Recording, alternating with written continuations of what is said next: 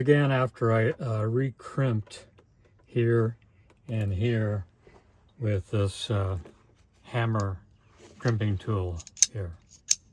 Okay, here it is in the crimper. I'm gonna whack it. Another hit. Maybe I'll hit it again. So negative terminal to the body right here. We now have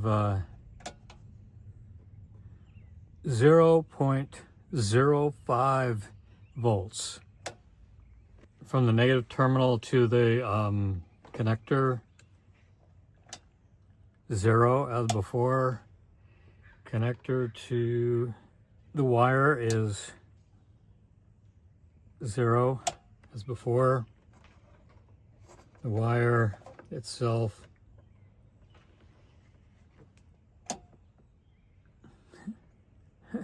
is 0.01 and the wire to the crimp terminal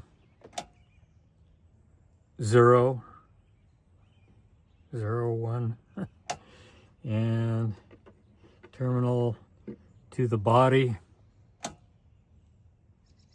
0.02.